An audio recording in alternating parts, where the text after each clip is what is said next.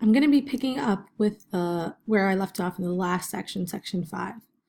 We ended off by saying, My la b'muad de lekapseda. Is it not that the case that we're talking about in this Braita is dealing with a shor muad, a forewarned ox, and therefore, when the owner of the ox on the bottom pushes his ox out of the way, he's not actually saving anything, because even had his ox been killed, he would have been paid back the full value of his ox, and therefore, this entire Braita would serve as a proof for Rav Nachman's opinion that Avid in Ishtina Lanavshe, a person may take the law into their own hands, even where there is not a loss. Since in this case, the owner would not be losing out on anything, and yet we said he's patur.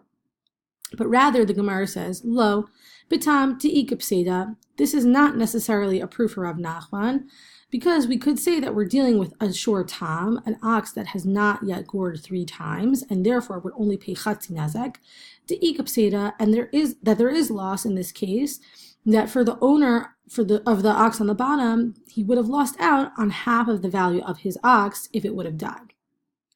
Ihachi, if so, ema seifa, say the seifa. Consider what it says in the seifa at the end of this Braita, in the second part of the Braita. Tachvo le'elyon v'me chayav. If he pushes the top and it dies, he is obligated. So who's he here? He is referring to the owner of the ox on the bottom. So the owner of the ox on the bottom sees that his ox is about to get crushed and killed, and instead of pulling his ox out of the way, he pushes the ox that's on the top out of the way, and by pushing it out of the way, he causes it to die. He is obligated, the owner of the ox on the bottom who pushed the ox on the top out of the way, is obligated to pay for the value of the ox that was on the top. Bitam, and if we were dealing with a shor tam, a shor that has not been warned, amai chayav. Why would this owner be chayav? Why would he have to pay the full value? Why would the second half of the Braita bother to teach us about this? Shouldn't we know that if you're trying to prevent a loss, then you were patur because of it in Ishtina Lanavshe? So that's clearly not what this Braita is trying to teach us. Because if that were the case, the Braita would have just stopped with the seifa. It would have told us that if a person was trying to save out on half the value of his ox because a shor tam was about to attack it, then the reason why he's allowed to do it and why he's patur is because of an inishtin lanavshe. But rather, it must be that this Braita is coming to support Rav Nachman when we take the seifa into account. Shehayalo l'shamto velo l'shamto. That he could have removed it, but he didn't remove it.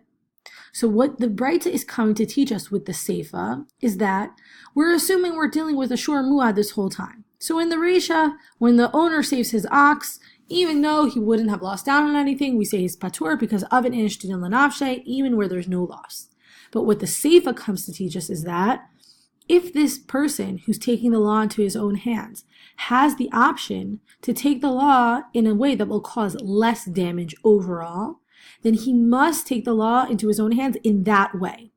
But if he just takes the law into his own hands in whatever way he'd like, causing whatever amount of damage he would like, then we hold him responsible.